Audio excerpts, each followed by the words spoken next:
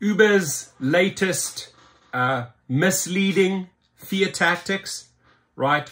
All worded in one big fat lie to put the living fear into you, right? Don't buy into it, Massachusetts drivers. So here they say, and it starts off with a falsehood when they say, sign on to protect your flexibility, which basically means, if you read that, oh, my flexibility could be vanishing. What's up with this? So you prompted to read further, right? So they say app-based rideshare and delivery drivers are coming together.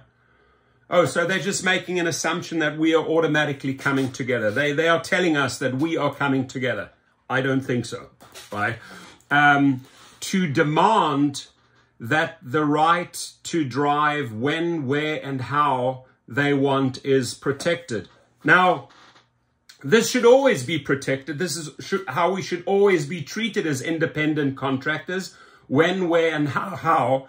Unfortunately, those are all wonderful big words, but they're not abiding by them because they are not treating drivers as true independent contractors, right? So if you would truly allow drivers the right to decide when, where, and how they want to engage in this independent job, you wouldn't have this issue, right? So that there is a falsehood just in the way you have worded it, right?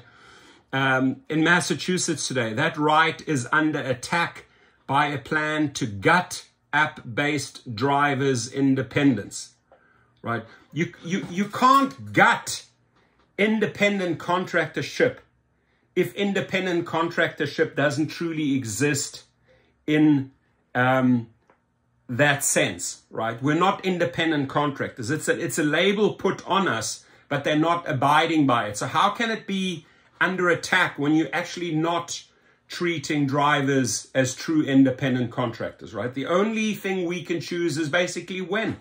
We can't decide which destination, where we want to pick up, where we want to drive, because you turn around and say, oh, we're discriminating. We're not going into a certain area. Maybe because we feel unsafe, right?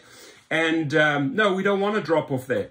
So these are things that independent contractors should be able to make decisions on right there and then, but we're not. So you're not treating us as a true independent contractor. You're allowing us the when factor, right? We can drive at 3 a.m. in the morning. That's the only bit of independence. You're not allowing us to set our rates, so we're not independent contractors. So this entire first paragraph, ladies and gentlemen, is one big fat lie, and it's one big fat scare tactic to get your attention. New bills in the State House would restrict driver independence by forcing drivers to become employees. That is not what they're trying to achieve. Another falsehood. They're not trying to make drivers employees, right?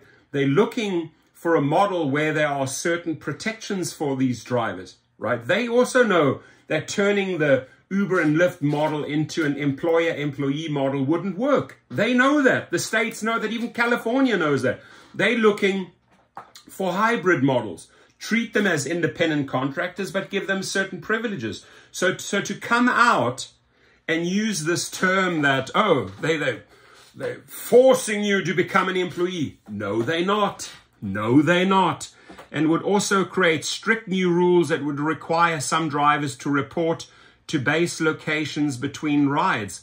Drivers would waste time driving back to base locations, miss out on potential income, and lose their freedom to choose where and when they work. That is not what drivers want. I have not seen that anywhere. Anybody show me that we have to, apparently in Massachusetts, they want you to report back to a base location, right? Again, where are you coming from here, Uber? Now, so here it says, here's the truth. 85% of app-based drivers want to stay independent while earning new benefits.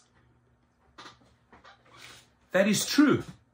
That is true. 85%, I would say 100% of the drivers would like to be treated as true independent contractors, but you're not treating them as such, right? I would even argue the percentage is higher.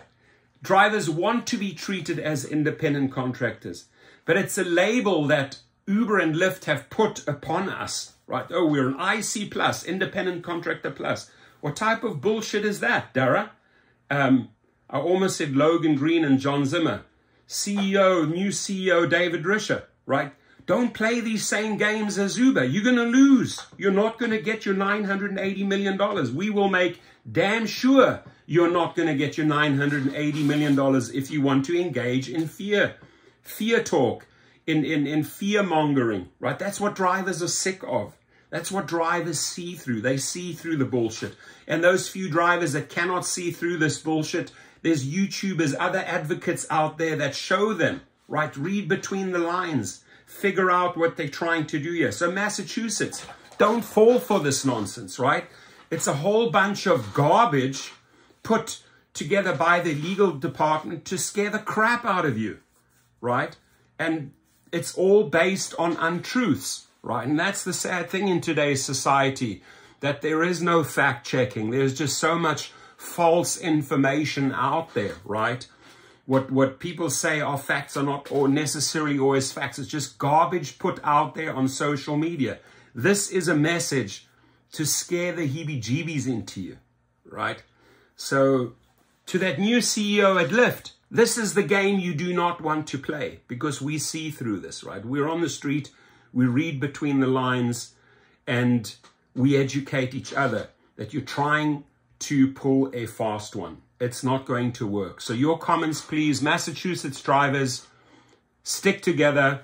Whatever, have they ever had your back? I ask you, has Uber or Lyft ever had your back? Have they ever told you a truth? Have they ever delivered on something else but bait and switch tactics?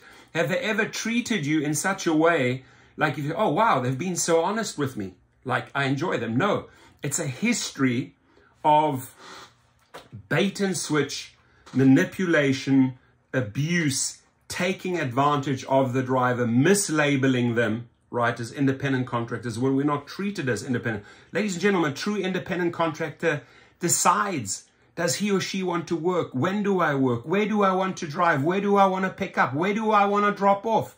What price do I want, right? None of those factors are there. So if you're starting your argument with a lie, how can we believe these people? How can we believe Uber when they are starting their first paragraph with a fat lie? Think about that for a moment. Have a good day.